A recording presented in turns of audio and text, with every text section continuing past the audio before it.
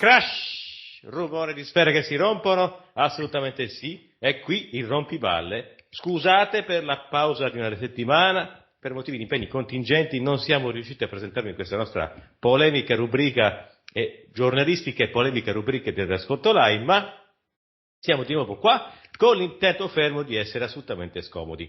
Questo è l'intento mio e l'intento del mio partner in crime, che è appunto qui Simone Spiga, sempre alla ricerca della notizia, sempre alla ricerca della verità, sempre alla ricerca, appunto. Questo è qua. Buongiorno, buongiorno.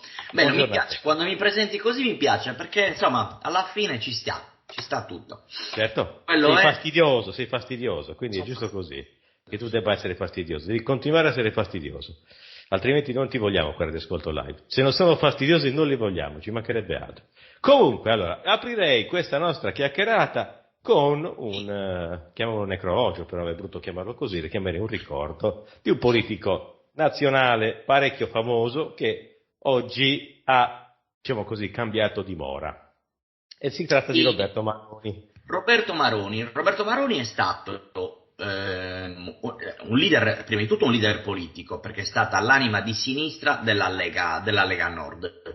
Ha rappresentato una componente, tra virgolette, quella più dialogante nei confronti anche nel periodo più duro in cui la Lega era più incazzata col mondo, è stato quello che voleva il dialogo trasversale con tutti. È stato ministro nei governi Berlusconi 1, 2, 3 e 4, in alcuni era ministro degli interni, in altri era ministro dell'economia, insomma ha avuto incarichi diversi, è stato presidente della regione Lombardia. Devo dire, i giudizi sono vari, nel senso che ci sono elettori di destra che dicono che è stato un buon presidente, altri che dicono che non lo è stato. E quindi su questo la riflessione è ampia, diciamo. Sì, purtroppo è così, però succede. Però devo dirti che è comunque considerato una buona figura politica, mettiamola così. Sicuramente sì. Vabbè, lui ha ricoperto anche il ruolo di ministro del lavoro in un bel paio di governo Berlusconi, quindi molti lavoratori se lo ricordano non proprio benissimo. Si può dire che siano di quei politici. Però, visto che noi siamo in Sardegna, io ricordo anche che da ministro dell'interno fu quello che bastonò i pastori sardi, non so se ti ricordi la manifestazione, tentarono di andare a Roma a manifestare e furono bloccati all'uscita del porto e bastonati. Assolutamente sì. Sì. Quindi un bel ricordo proprio non l'ha lasciato, mettiamola così. No, anche su queste cose non l'ha lasciato sicuramente il bel ricordo. Quindi è un politico, diciamo così, di sistema, che è rimasto a galla. Certo. Cade un po' tutto. Provamene uno non di sistema, voglio dire. Vabbè, ce ne sono alcuni non di sistema, però effettivamente quelli non di sistema difficilmente aderiscono al sistema, quindi non fanno parte del sistema, infatti. Di conseguenza naturale, ecco. Comunque. Oggi cerchiamo di parlare un po' di cose internazionali, cioè proprio un po' di cose interessanti, tutte quante più o meno nel Medio Oriente. O vicino allora, iniziamo dai mondiali di calcio. Allora, mondiali di calcio che io sto boicottando, non guardo le partite, non do notizie sulle partite, perché prima di tutto il problema di fondo è il Qatar. Cos'è il Qatar? Dobbiamo dircelo, il Qatar forse ne abbiamo parlato anche diverse volte insieme. Qatar, sì, quando si è raffreddato ne parli sempre del Qatar. Questa è una battuta potete perdere ascolti così, perderemo visualizzazioni. Infatti. Comunque il Qatar è principalmente lo stato regime dittatoriale che non fa elezioni, c'è un emiro e da lì vanno avanti di famigliola in famigliola, e che nega i diritti interni, i diritti dei cittadini, il ruolo delle donne marginale, e ricordiamoci che si applica una legge secondo cui i lavoratori che arrivano da altri stati diventano automaticamente degli schiavi, cioè gli viene sequestrato il passaporto e di fatto non hanno più alcun diritto all'interno del Qatar. E questo è avvenuto in maniera molto grave nei confronti dei migliaia di lavoratori che sono giunti da Bangladesh, come dall'India, come da altri stati, per costruire gli stadi per questi campionati del mondo. E quindi insomma il Qatar è l'esempio pratico di quello che non dovrebbe essere uno stato moderno. Però non se ne parla poco, soprattutto non si approfondiscono alcuni aspetti legati prima di tutto alla scelta del Qatar come sede dei campionati mondiali di calcio. Ricordiamo che ci sono state delle tangenti che hanno coinvolto anche Platini, insomma il Qatar è uno di quegli stati che insomma in qualche modo odia i meccanismi per ottenere quello che a loro serve, cioè visibilità mondiale per essere in qualche modo accreditati e ripuliti delle loro nefandezze interne e non solo, perché il Qatar è il principale stato wahhabita che finanzia e arma i movimenti terroristi come l'ISIS. Se Al-Qaeda è finanziato principalmente dall'Arabia Saudita, lo Stato islamico, l'ISIS e tutte le costole che ci sono intorno sono state finanziate, armate, sostenute in questi 8 anni, non solo in Siria, in Iraq e in altri posti, dal Qatar. E il Qatar, aggiungo, è anche lo Stato che di fatto ha coperto i talebani, e infatti in Qatar, a Doha, si è svolta quel famoso incontro tra Stati Uniti e talebani che poi ha portato alla riconquista dei talebani dello Stato afghano, e dove adesso sta uscendo fuori il peggio dei talebani, come era prevedibile che fosse, con l'inasprimento delle leggi, diritti negati e quant'altro, avallato ovviamente dagli Stati Uniti d'America, che sono i paladini della democrazia e della libertà, dove ci sono pozzi petroliferi, dove non ci sono pozzi petroliferi se ne sbattono le palle. Ma comunque, per essere certo. palle lo dico. No, per carità, è una questione di chiarezza. C'è da dire, vabbè, l'unico lato positivo, se c'è un lato positivo dell'arrivo dei talebani, ovviamente del regime durissimo dei talebani, perché Certo. l'Islam è una religione che va rispettata. È ovvio che come tutti gli estremismi non porta bene, perché comunque porta violenza, porta intolleranza e via andando. L'unico lato positivo è che adesso il prezzo dell'eroina salirà alle stelle, perché questi cosa faranno? Bruceranno tutte le coltivazioni di oppio che troveranno, di conseguenza l'eroina sparirà un'altra volta dalla faccia della terra, con grande sollievo di molte persone. Secondo me, questa è una cosa che l'unico lato positivo di questa cosa. Poi in tutto questo c'è l'altra polemica, sempre legata a questi mondiali, che è la presenza dell'Iran, no? Sì. E discutiamo l'Iran dove c'è in corso, chiamiamola per quello che è, una destabilizzazione voluta dai servizi segreti occidentali per creare caos in Iran. Stessa roba che è successa in Siria nel 2014 e che ora stanno riproponendo in Iran. Gli stessi servizi segreti che hanno fatto tutto quel puttanaio in Siria prima. E adesso stanno tentando questa roba in Iran. E quindi noi, la stampa occidentale, che sosteniamo questa roba, sentiamo tutti i giorni manifestazioni di uomini e donne che vogliono la libertà, non vogliono il velo, piribim piribom, e poi invece scopriamo che questi gruppi che manifestano, che sono comunque minoranze, assaltano le caserme con le Molotov, con i mitragliatori. Come si sono procurate queste armi per fare queste cose? Indovina un po'? Io lo so, nel senso che sappiamo che sono i servizi segreti inglesi, francesi, magari anche gli italiani, non lo sappiamo, però chissà, magari contribuiamo anche noi. E la cosa curiosa in tutto questo è che ovviamente del Qatar non si dice niente, va bene i mondiali in Qatar. Che ci sia la squadra dell'Iran che gioca in Qatar e che insomma, diventa un caso mondiale, al punto che un giornalista inglese si è permesso di chiedere all'allenatore iraniano se non si vergognava del fatto di avere la maglia iraniana e quindi asservita a quello che chiama regime, che è giusto per intenderci, è un governo legittimo votato dal popolo, perché in Iran si vota, in Qatar no, in Iran si vota.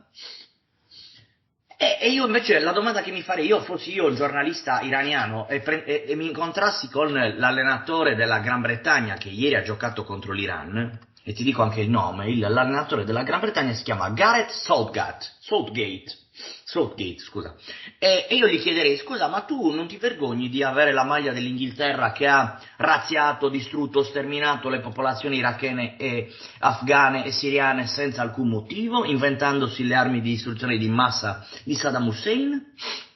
E quindi sai, è curioso, no? È curioso, siamo tutti a parlare dell'Iran e nessuno parla del Qatar e nessuno parla di quegli stati occidentali che hanno fatto le peggiori nefandezze insieme a questi paesi come il Qatar e l'Arabia Saudita, perché poi in tutto questo oggi gioca anche l'Arabia Saudita in campo, un altro regime dittatoriale, e quindi tutti contro l'Iran ma nessuno che parla né del Qatar né dell'Arabia Saudita. Va bene, è abbastanza curioso. No, è curioso perché? Perché l'Arabia Saudita e il Qatar sono i principali alleati dell'Occidente e di Israele. L'Iran è uno stato sciita, islamico sciita, una minoranza che viene di fatto è in guerra aperta con i sauditi o abiti sunniti, e quindi siccome noi siamo alleati del peggiori regimi dittatoriali come quello di Bin Salman dell'Arabia Saudita, e allora tutti a parlare male dell'Iran. Questa è una contraddizione, che cos'è? È la classica ipocrisia occidentale che si verifica, c'è sempre un eco incredibile, adesso è sparito l'eco, ok? È la solita ipocrisia occidentale che si verifica quando corpi della nostra presunta superiorità morale andiamo in giro per il mondo a dire che la civiltà occidentale è sempre la migliore, e senza mai badare alle sfumature. Infatti ogni volta si appianano ogni genere di porcherie. Ma è ovvio che comunque sia, in questi casi, come in tanti casi, pecunia non olet, per il semplice fatto che, come giustamente hai detto tu, oliando decisamente, saggiamente, con abbondanza e determinati meccanismi, tutta la nostra moralità scompare, come per incanto. E quindi, però la curiosità è che c'è stata la partita Iran-Inghilterra, proprio ieri sera, se non ricordo male. Iran-Inghilterra era ieri, adesso c'è Argentina-Arabia Saudita. Pensa quindi, immaginati le squadre inglese e iraniana scese in campo, per carità hanno giocato benissimo, non c'è stata una volta una mosca in campo, non ci sono stati scontri, certo. Per cui lo sport per fortuna ancora ogni tanto vince su queste cose, però poi ovviamente uno si fa la domanda, io ti ho fatto un gol, poi chi ha vinto a proposito? Ha vinto la Gran Bretagna 6 a non so quanto. Mamma mia. Vabbè, ci hanno provato, ci hanno provato, quello è il problema. Il discorso è sempre lo stesso. No, poi... però io veramente, sì. è che purtroppo, sai, io mi disturbano queste cose, nel senso che poi tutti a prendere a indicare l'Iran come il male assoluto, poi, vabbè, Bin Salman, l'Arabia Saudita ha preso un giornalista dissidente, Khashoggi, l'hanno portato in un'ambasciata a Istanbul, anzi in un consolato a Istanbul, e dentro il consolato dell'Arabia Saudita è stato ucciso, tagliato a fette e bruciato il cadavere per non farlo ritrovare. Cioè, voglio dire, ma di che cosa stiamo parlando? Sì. Ma di cosa stiamo parlando? Quindi lezioni di democrazia 2.0, giusto per farci una piccola, per cercare un attimino di riprendere conoscenza e di capire poi da che parte sta il bene e da che ma parte poi sta stiamo parlando della Gran Bretagna. La Gran Bretagna sì. è uno stato che in giro per il mondo ha fatto un casino dappertutto. Cioè, adesso, insieme agli americani, non dobbiamo dimenticarci Colin Powell, il segretario di Stato americano che nel Consiglio delle Nazioni Unite tirava fuori quella specie di fialettina dicendo l'Iraq, Saddam Hussein ha le armi di distruzione di massa, che abbiamo scoperto che era una balla colossale, e da quella balla gli americani e gli inglesi hanno bombardato l'Iraq, distruggendo tutto e ammazzando milioni di civili. Cioè, voglio dire, ma di cosa stiamo parlando? Senza dubbio. Di cosa stiamo parlando? Per non parlare dell'attuale ruolo dei servizi segreti inglesi nel teatro ucraino, perché ormai si è capito che gli inglesi sono quelli che stanno spingendo di più per l'escalation del conflitto. Gli americani se ne stanno tirando fuori piano piano, mentre gli inglesi continuano a spingere in maniera fanatica. Certo. Quindi, qualcuno dovrebbe avvisarli, scusate, non siamo più nell'Ottocento, datevi una regolata. No, ma per loro è tutto così, è normale. Lo capisci che è normale? Cioè, per loro diventa una roba tutta molto, molto tranquilla. Loro sono tranquilli, che ti devo dire. Ma il problema è che poi arriva in redazione per tutti, anche per loro arriverà. Già economicamente sono messi maluccio. Certo. Quindi gli sta arrivando la mazzata economica e gli sta già arrivata, adesso gli arriva anche quella politica se continua così, perché se si stila il cugino americano, poi sono dolori per loro. Molto dolori. Beh, certo, se la devono fare da sola, la guerra li voglio vedere. Certo. Assolutamente sì. Comunque, visto che si parlava di Medio Oriente, portiamo a parlare di un tema, ahimè, doloroso, periodicamente ritornante nelle cronache internazionali, sottaciuto dai media internazionali, non tutti quelli italiani ma anche altri, ma comunque non tutti, un periodo, un dolore ricorrente, la Palestina. Questa senza pace. Andiamo in ordine. Ci sono state le elezioni in Israele, purtroppo i peggiori sanguinari hanno vinto, cioè Netanyahu e tutta la destra israeliana, che la destra israeliana sono sostanzialmente i più sionisti di tutti, quelli che proprio guerrafondai, quelli che vorrebbero radere al suolo la Palestina, ma non è Hamas che vuole radere al suolo Israele, è Israele e i sionisti che vogliono radere al suolo i palestinesi, giusto per anche qui aprire e chiudere una parentesi. Però, cosa vuoi?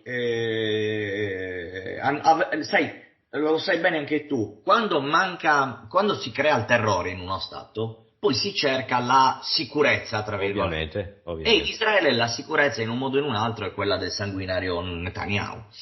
E purtroppo è così. Quindi poi non è sicurezza manco per niente, perché poi alla fine... No, certo, però per loro, sai, è un immaginario. Però è curioso, ti racconto due aspetti. Il primo è legato ai campionati mondiali juniores di karate che si stanno svolgendo in Slovenia, anzi che si sono svolti, sono finiti l'altro ieri, in Slovenia. E in questo campionato, in una competizione di karate singolo, ha vinto un egiziano, secondo è arrivato un altro egiziano e terzo è arrivato l'israeliano. E la cosa curiosa, io ho anche la foto che pubblicherò sul canale, farò un video nelle prossime ore proprio su Video News Live raccontando questo fatto. I due atleti di karate egiziani hanno preso in mano la bandiera palestinese e l'hanno esposta a fianco al ragazzo che esponeva la bandiera del regime sionista israeliano. La bandiera israeliana, ok. Niente, è una cosa curiosa, è una cosa bella, nel senso che ti fa capire come il mondo medio orientale, il mondo arabo in generale sta riscoprendo la necessità di dare sostegno e solidarietà al popolo palestinese che subisce un genocidio ormai da più di 60 anni. E quindi, sì. insomma... Attenzione, io adesso facciamo lezioni di storia. Vi ricordo, vabbè, Simone non ha bisogno perché lo sa, le guerre arabo-israeliane furono combattute tra Israele e la coalizione di paesi arabi, Egitto, Siria, Giordania, Iraq. Ora, indovinate un po' quali stati stanno riscoprendo, diciamo così, l'allineamento per una cultura araba nazionale. Egitto, Siria, Iraq e Giordania. Giordania ancora non tanto, però gli altri tre sicuramente sì. Non è improbabile, Iran ovviamente, non è improbabile, se continua di questo passo e non si viene a patti, che un bel giorno, in futuro prossimo, questi paesi arabi decidono un'altra volta di fare una coalizione e di fare quello che non sono riusciti a fare nella guerra dello Yom Kippur. Ovvero... Però è anche vera una cosa, che se dobbiamo guardare il contesto attuale, noi siamo quei paesi arabi sono in una grossa difficoltà, per due motivi. Vero. Perché, facciamo l'esempio della Siria, la Siria esce da una guerra civile dal 2014, è vero. Una destabilizzazione dal 2015 voluta dagli inglesi, americani, Israele e quant'altro. L'intervento interno dell'Iran e della Russia che hanno salvaguardato il governo legittimo di Bashar al-Assad e per fortuna la Russia ha vinto questo conflitto contro l'ISIS e quindi contro gli Stati Uniti, però Israele continua a bombardare il territorio siriano da anni, senza che nessuno dica niente, ammazzando soldati, ammazzando civili, distruggendo basi militari, così, nel silenzio del mondo, che è una roba veramente folle. Il Libano esce fuori è in una crisi economica devastante, difficile anche da gestire e quindi anche la forza militare in questa fase è complicata. Sicuramente è fortissima la presenza dei miliziani di Hezbollah, sì. Però non è l'esercito libanese, o perlomeno una parte dell'esercito libanese, quindi c'è una difficoltà notevole. Come forza militare c'è l'Egitto, l'Iraq è in una fase difficile lo stesso, insomma è una situazione purtroppo molto delicata. Ecco. Per carità, sì, ma non sto parlando di quest'anno, ma questi paesi comunque sia, vuoi per ormai l'indebolimento degli Stati Uniti in quella regione, vuoi per il fatto che comunque sia Russia e Cina adesso si stanno mobilitando per cercare di allearsi economicamente, comunque avere dei partenariati economici con questi paesi, poi per questo per un'altra ragione questi paesi potrebbero tornare a comunque prosperare e coalizzarsi un'altra volta, quindi non è improbabile che ciò accada, quindi attenzione, anche perché l'Iran in questo momento è la potenza, assieme alla Siria, la potenza guida della regione, l'Iran comunque sia ha un potenziale militare molto importante, ha dimostrato di poter tenere testa a Israele senza problemi in un eventuale conflitto. Quindi, Condivido. per non parlare del fatto che per fortuna la leadership iraniana è molto prudente e lungimirante, per non parlare del fatto che potrebbe però, se esasperata, ricorrere all'utilizzo, alla fornitura, quindi dotarsi di un'arma nucleare, cosa che può fare potenzialmente, ma che non fa per una questione di saggezza politica. Ecco. Sì, sono d'accordo con te. Sono gli ultimi a volere una guerra totale nella regione, però se provocati reagirebbero, quindi stanno pazientando in una maniera abbastanza importante. Sono d'accordo con te. E a proposito, per chiudere, sempre dalla questione palestinese, io stamattina ho fatto un video che ho mandato alla comunità palestinese di Roma, che mi hanno richiesto un video, è un video appello per la giornata internazionale per la solidarietà con il popolo palestinese, e che si svolgerà il 29 di novembre in tutto il mondo. E ricordiamo perché il 29 di novembre. Perché il 29 novembre del 1947 veniva adottata dall'Assemblea Generale delle Nazioni Unite la risoluzione 181 sulla ripartizione della Palestina, e quindi quella risoluzione è comunque una risoluzione che per il popolo palestinese è importante, e da lì quindi nasce questa giornata internazionale, che è stata voluta tra le altre cose anche dall'ONU nel 77, che anno dopo anno viene ricordata, non dai mass media occidentali, ma cerchiamo in qualche modo di ricordare queste risoluzioni per il riconoscimento della Palestina e il riconoscimento di quello che avviene da ormai 60 anni, anzi di più, in quelle terre. Ecco, se mi fai dire... Prego. Siccome ne parliamo sempre poco di Palestina, nel senso che soprattutto parliamo poco di quello che avviene a Gaza. Gaza è di fatto oggi un campo di concentramento a cielo aperto, perché è un territorio piccolissimo dove vivono milioni e milioni di cittadini palestinesi in condizioni disperate, spesso e volentieri senza luce, senza acqua, senza fognature, senza niente. E la situazione è veramente molto molto molto delicata, e quindi ricordare con forza la necessità di essere solidari col popolo palestinese è indispensabile per tutti noi, per capire quello che è anche un po' il nostro futuro, ecco, rispetto ai rapporti che avevamo e che dobbiamo avere con quel popolo martoriato. Senza dubbio, anche perché ovviamente anche che la vicenda del popolo palestinese si può assimilare tranquillamente ad altre vicende che riguardano popolazioni o minoranze che vengono comunque sia martoriate, perseguitate, fatte oggetto di violenze di ogni tipo. Potrei citarti anche la questione dei Karen in Birmania, ma certo, questa sarebbe anche un'altra cosa da ricordare. Sono d'accordo. Ecco, sul popolo Karen in Birmania, lì c'è da dire due cose. Per fortuna che c'è la comunità politica di popoli che da anni si occupa del popolo Karen e va a portare solidarietà, a portare farmaci e quant'altro. Quella è l'unica minoranza, dobbiamo riconoscerlo, in quel frangente, in quella zona, in quella penisola dove non si produce oppio, dove non si producono droghe, c'è una scelta etica di identità di un popolo, chiedono l'indipendenza da tanti anni, e i governi birmani di qualsiasi colore, anche la premio Nobel, sì, assolutamente, ricordiamolo questo perché è importante. La premio Nobel per la pace, che tanti hanno osannato, è stata una sanguinaria nei confronti del popolo Karen, con decine di migliaia di morti in attacchi da parte dell'esercito birmano contro la minoranza Karen. E questo è importante dirlo perché, sai, se ne parla sempre poco, però secondo me bisogna ricordare e ricordarci quello che avviene. Ricordiamo, lei si chiama Aung San Suu Kyi, famosissima premio Nobel per la pace, se non erro nel 91, ed è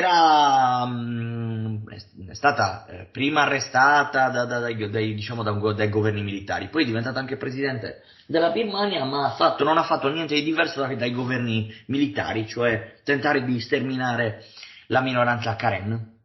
Esatto, quindi per farci capire insomma come spesso vengono dipinti certi santi della Sì. cultura occidentale, della cultura mediatica. Vabbè, Ecco. noi abbiamo avuto Obama, premio Nobel. Nobel per la pace, tanto per cambiare. Con la cosa che lui è diventato presidente, che avrebbe chiuso Guantanamo è ancora aperta e ancora si applicano delle cose folli nei confronti dei detenuti, insomma. Cioè, A parte quello. Poi tra l'altro in America c'è ancora in vigore il Questo- Patriot Act, nessuno l'ha abrogato, c'è ancora in America in vigore il Patriot Act. Si pensava che almeno Trump riuscisse ad abrogarlo, non l'ha abrogato, magari chissà, quando verrà eletto per il secondo mandato proverà ad abrogarlo, magari sarà Tu sei un pochettino, vero? Tu sei un pochettino trampiano, vero? Diciamo così, io di Trump stimo molto il fatto che si sia posto in discontinuità con i presidenti del passato, gli ultimi presidenti eletti, e abbia quantomeno smorzato la corsa pazza dell'establishment, dello deep state, verso la guerra con la Russia totale. Perché in effetti, diciamoci la sincera verità, se fosse stata eletta Hillary Clinton, a quest'ora siamo già nel post-guerra nucleare, credo. Quindi, d'accordo con te. Però io non giustifico, cioè nel senso, allora, siccome io considero gli Stati Uniti d'America una fogna del mondo, nel senso che chiunque governi non cambia granché, infatti non è che il nostro amico Trump non abbia fatto guerre, perché io lo ricordo che Trump bombardò la Siria, bombardò esattamente Damasco, Homs e una terza città che ora non ricordo il nome, con la scusa ti ricordi, non so se ti ricordi, la questione delle armi chimiche, che poi si era scoperto che anche quella era una stronzata inventata. Assolutamente.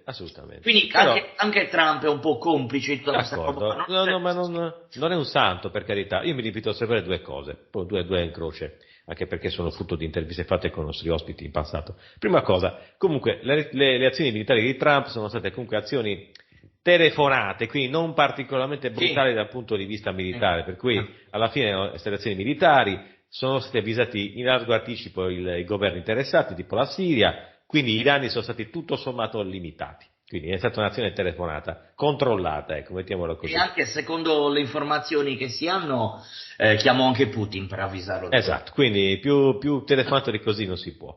Secondo, in effetti,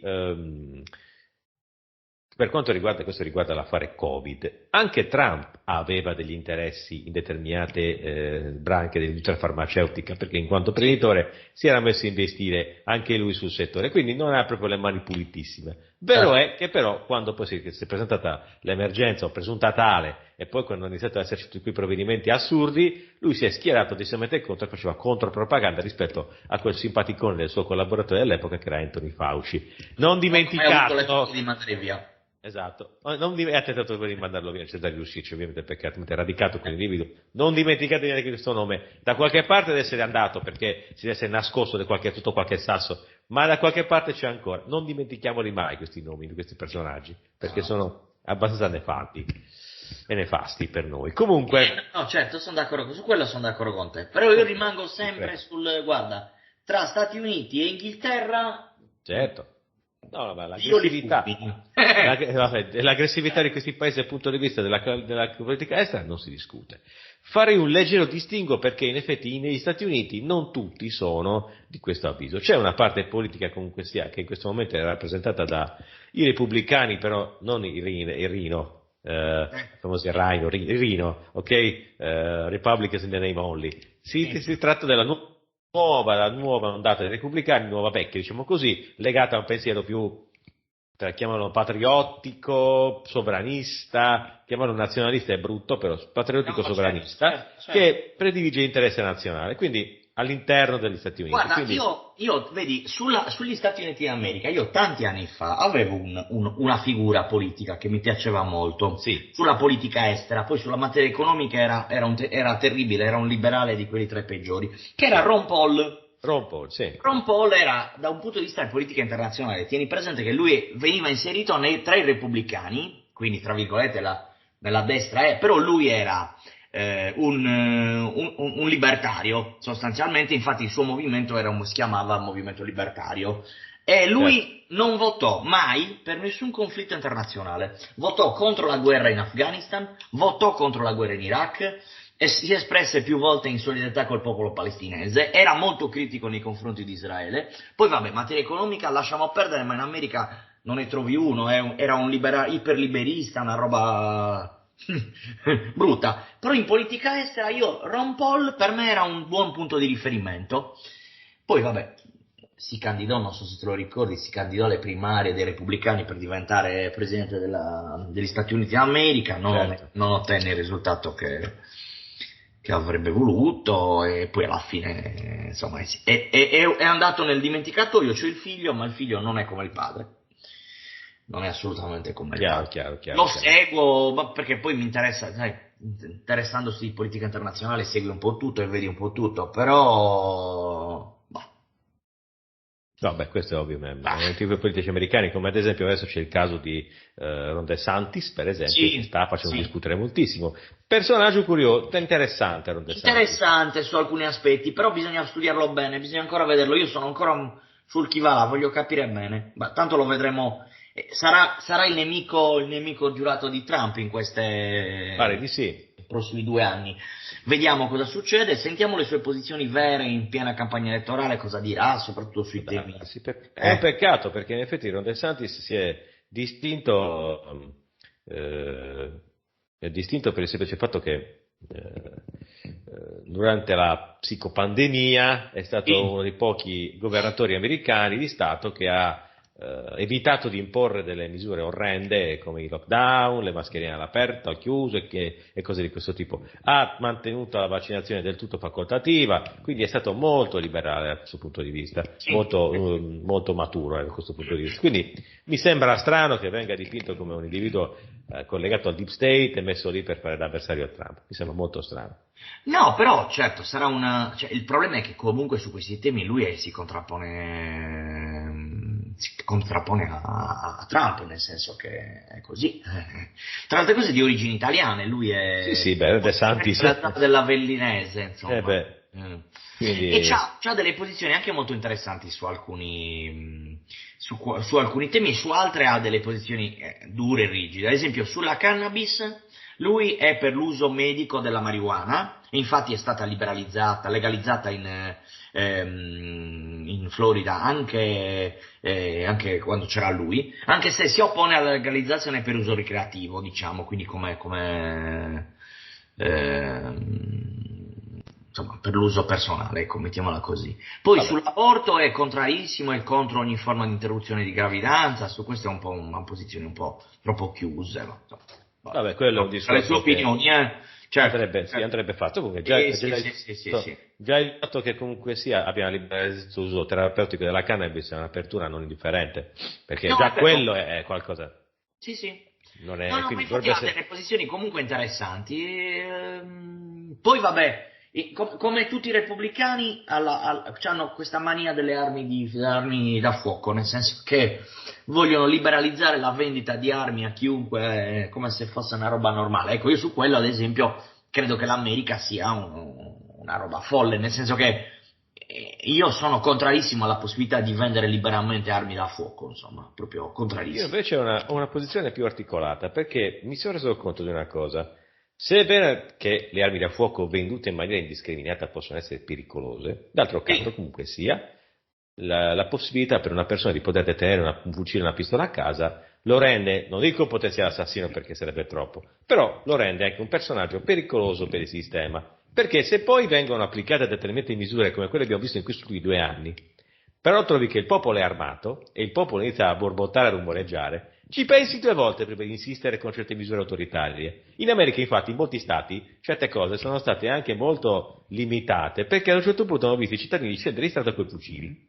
Nessuno ha sparato a nessuno, però l'idea che io abbia un fucile in casa e ti posso dire, bello mio, non provare a chiudermi in casa o a negarmi i diritti perché io scendo in strada col fucile. Questo è un altro discorso. La cittadinanza armata è una garanzia di democrazia, secondo me. Io su questo non sono d'accordo con te, ma voglio dire, posizioni. È un'americanata sta roba per me, proprio una roba. Non lo so, io posizioni, mettiamola così, punti di vista. Non riesco a decifrarla sta roba, ti dico, mi fa rabbrividire. Sì, lo so, non è sano. Sì, d'accordo, è vero, sono d'accordo con te. Il fucile non è che sia l'ultima risorsa. Sono stato al suo esercito, D'accordo.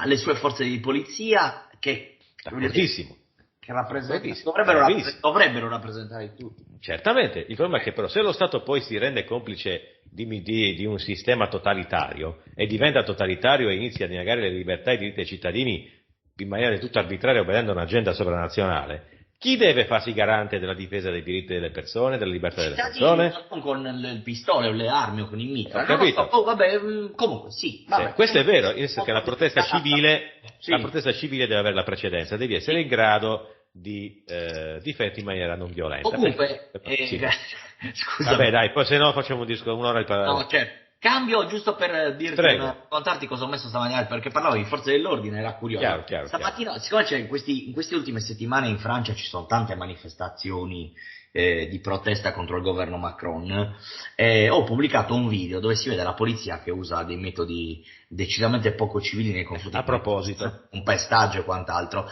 e l'ho voluto titolare, perché sai, nello stile provocatorio mio ogni tanto me docca, come si suol dire, mi tocca essere provocatorio al punto giusto, chiaro. E quindi ho voluto titolare questo video così, sostanzialmente senza grosse interpretazioni, è tutto molto chiaro. Adesso lo sto cercando perché te lo voglio. Eccolo qua.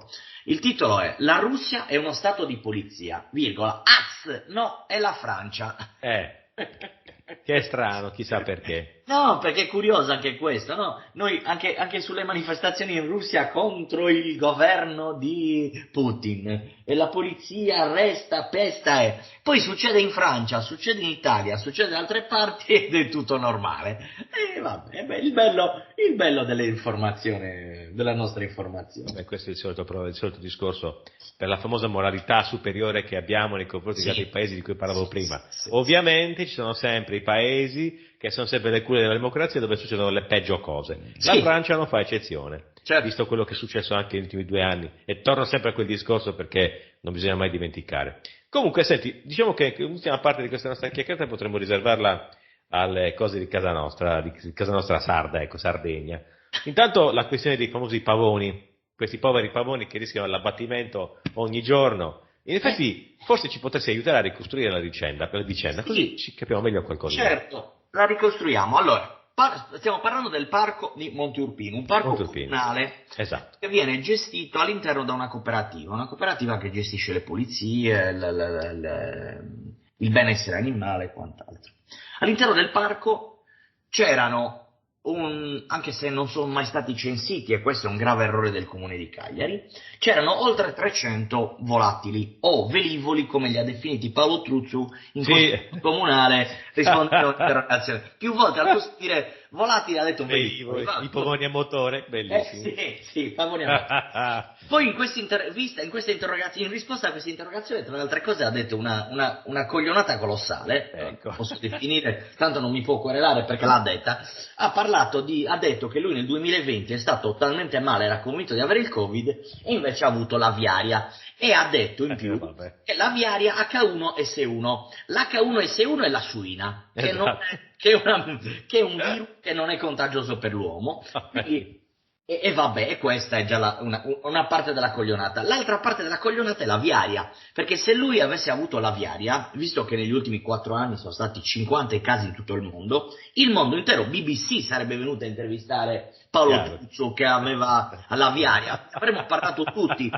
E quindi sostanzialmente io dico che lui, per giustificare l'abbattimento di oltre 200 animali, si è inventato che ha avuto l'aviaria per dire: avete visto, è pericolosissima, è contagiosa per l'uomo, e ho rischiato di morire. Perché posso ridere, posso farmi una risata, l'ho fatta prima per avermi un'altra risata su questa cosa. Se non ci fosse di mezzo la vita di questi poveri volatili, sarebbe volatili, mi raccomando, è importante dire volatili, perché sennò poi il pavone decolla dall'aeroporto. È un volatile, ricordatevelo. Allora, non so se ridere o piangere, è meglio ridere. No, è sconvolgente.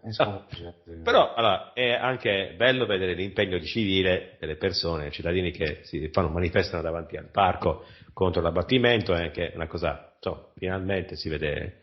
Per carità, è molto bella questa cosa.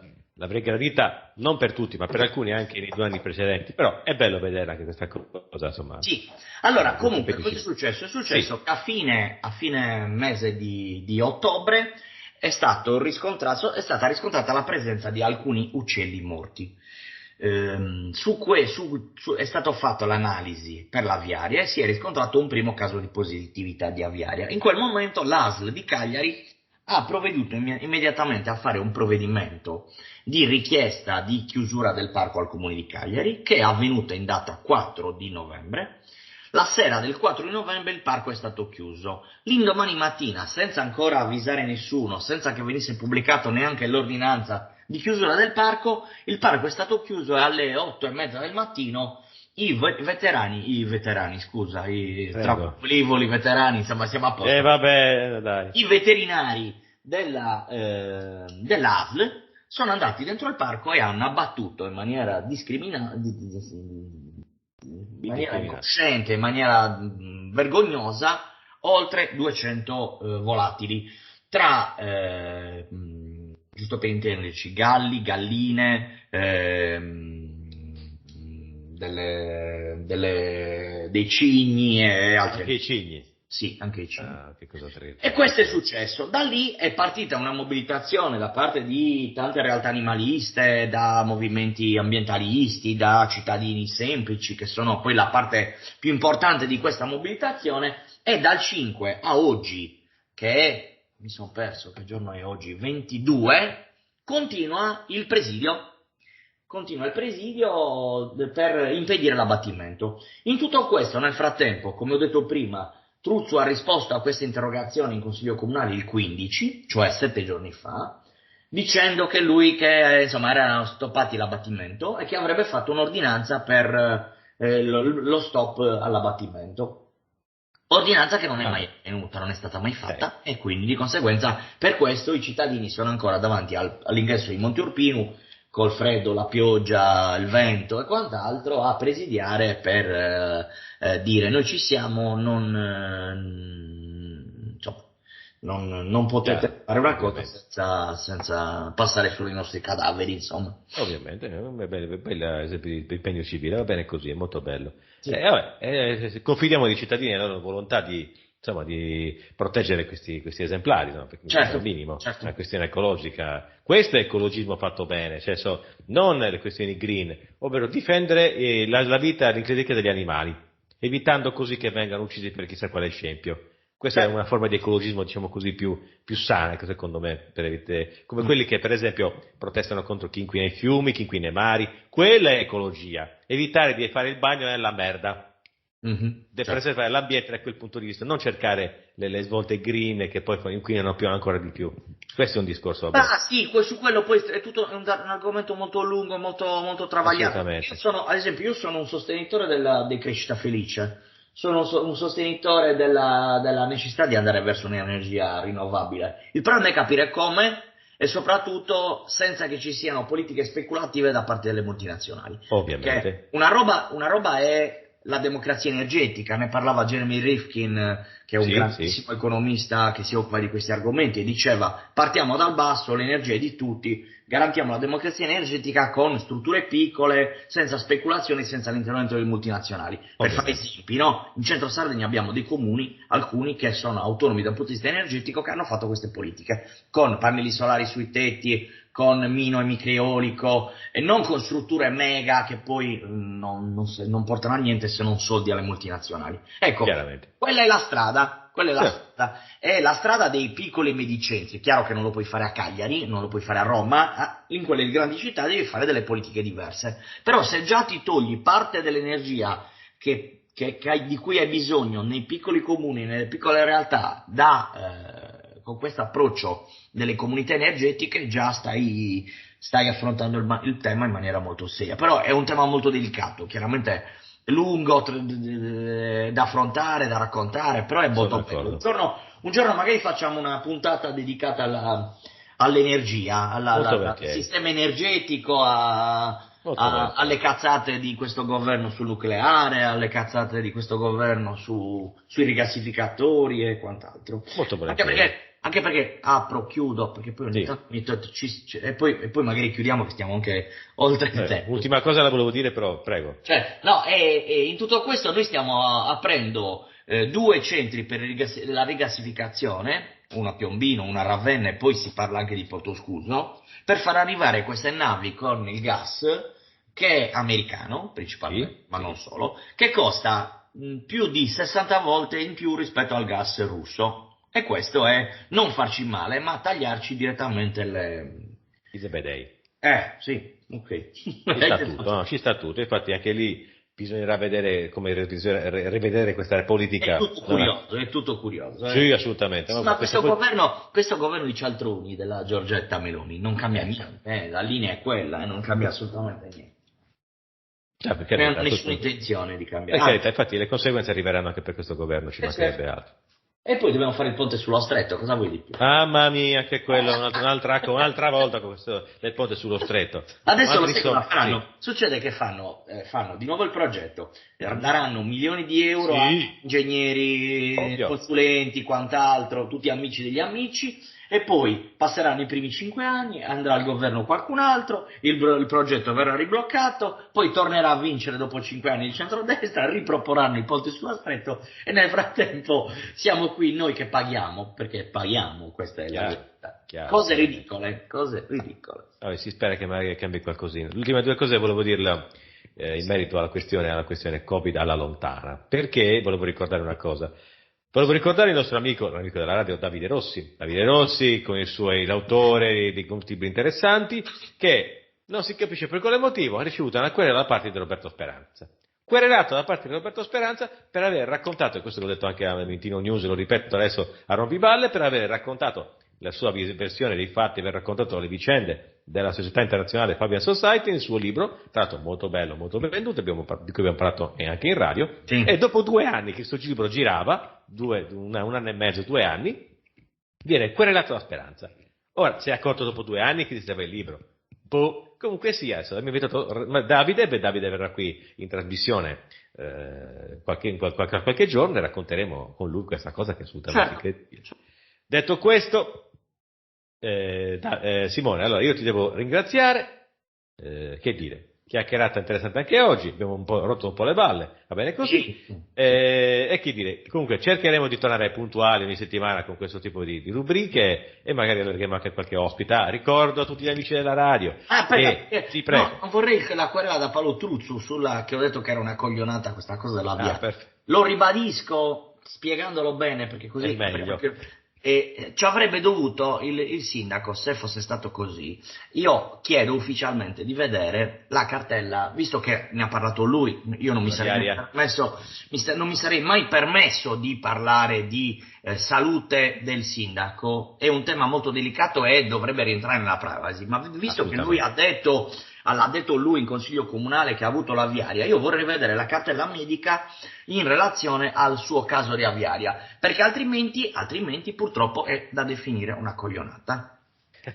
Vabbè, signor sindaco, a questo punto le rivolgiamo un appello, non si offenda, perché noi magari scherziamo anche. Coglionata ovviamente è una parola, non è una volgarità. No, nessuno lo sta insultando, nessuno lo sta infamando, semplicemente... Mi permetterei mai di insultare nessuno. Appunto, quindi, visto che ha affermato una cosa del genere, se proprio tiene a questa cosa, vuole dimostrarla, può tranquillamente produrre copie della sua cartella clinica e vedere un po'. Anche perché tanto la prima volta che lo becco in una conferenza stampa glielo chiedo, perché ovviamente una roba del genere glielo devo chiedere ufficialmente. Perfetto. La telecamera, perché per forza di cose non l'ho ancora beccato in questi 6 giorni, ma lo beccherò sicuramente. Gli dico, visto che lo conosco molto bene da più di 30 anni, dico: Paolo, scusami, ma io vorrei vedere la cartella medica, visto che l'argomento l'hai tirato fuori tu, fammi vedere questa cartella medica dell'aviaria, perché se tu hai avuto l'aviaria bisogna chiamare non Speranza, non solo Speranza, bisogna chiamare Crisanti, bisogna chiamare Bassetti, bisogna chiamare tutti i virologi, la Viola,